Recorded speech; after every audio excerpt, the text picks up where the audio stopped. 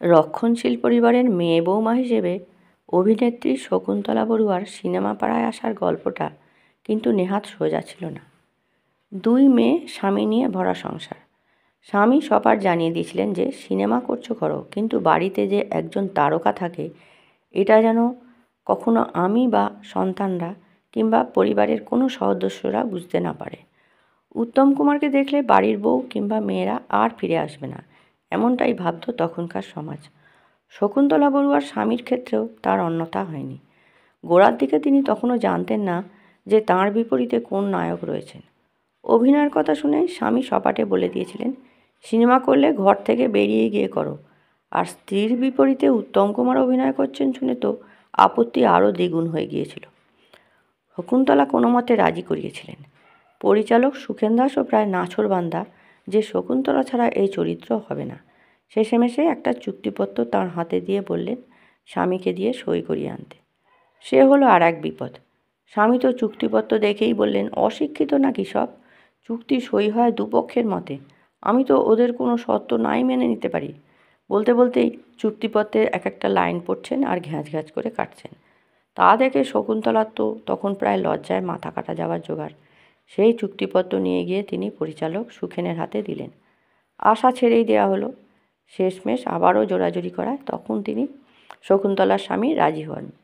জানিয়ে দেন কোনো চুক্তিপত্রে সই করাতে হবে না, আমি যখন বলছি তখন ও সিনেমাটা করবে। প্রথম হিরো উত্তম কুমার, খুব কাছ থেকে দেখেওছেন তাকে শকুন্তলা। কেমন ছিল তাঁদের সম্পর্ক? ভাই বোন বললেও অত্যুক্তি হয় না। শকুন্তলা ছিলেন দাদা অন্তপ্রাণ। উত্তম কুমারও স্নেহ করতেন তাকে। একজন নবাগত অভিনেত্রীকে তিনি যে পাঠ দিয়েছিলেন তা শকুন্তলা আজও মনে রেখেছেন। বললেন দাদা ছিলেন হিমালয়, ওর ব্যক্তিত্ব ছিল দেখার মতো, কিন্তু তার জন্য মানুষটার কোনোদিন এতটুকু অহংকার ছিল না। স্টুডিওতে হাত দুটো পেছনে দিয়ে মাথা নিচু করে ঢুকতেন। সব টেকনিশিয়ানদের খোঁজ খবর রাখতেন। এত আস্তে কথা বলতেন যে কখনো কান পেতে শুনতে হতো। কেউ কিছু জিজ্ঞেস করলে আস্তে আস্তে উত্তর দিতেন। শুধু তাই নয়, অনেকবার দাদাকে দেখেছি নতুনদেরকে শিখিয়ে দিতে। আজকাল কোনো অভিনেতা অভিনেত্রীদের ক্ষেত্রে সেটা দেখি না। এখনকার হিরোদের দেখি সেটে ঢুকলে হাবভাব দেখিয়ে চেঁচিয়ে জানান দিতে যে আমি এসে গেছি, কিন্তু উত্তম কুমার কখনো সেটা করতেন না। মেয়েরাই ঝাঁপিয়ে পড়তো উত্তম কুমারের ওপরে, গায়ে গা ঘেঁষে ছবি তুলতে চাইতো। কতবার দেখেছি আমরা ছবি তুলছি, দাদার ঘাড়ের কাছ থেকে একজন এসে মাথা ঢুকিয়ে দিল পেছন থেকে। আমি তো বয়সকালে সুন্দরী ছিলাম, কোথায়, আমার তো ওর ওপর কোনো অভিযোগ নেই। বরং উত্তম দা ছিলেন অভিভাবকের মতো।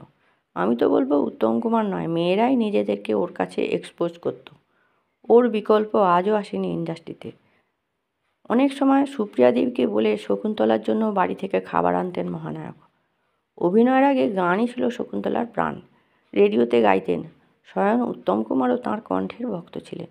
কতবার ময়রা স্ট্রিটের বাড়িতে সুপ্রিয়া দেবীর সঙ্গে আড্ডা জমেছে হারমোনিয়াম নিয়ে। তবে মহানায়ক চলে যাওয়ার পরই সুপ্রিয়া দেবীর সঙ্গে বেশি ভাব জমেছিল তার। সুপ্রিয়ার অনুরোধেই উত্তমের হারমোনিয়াম নিয়ে ও বাড়িতে গান গাইতেন অভিনেত্রী। অনেক সময় গান গাইতে চাইতেন না শকুন্তলা, তখন এক প্রকার জোর করেই সুপ্রিয়া দেবী বলতেন, তুই এটা রিফিউজ করছিস?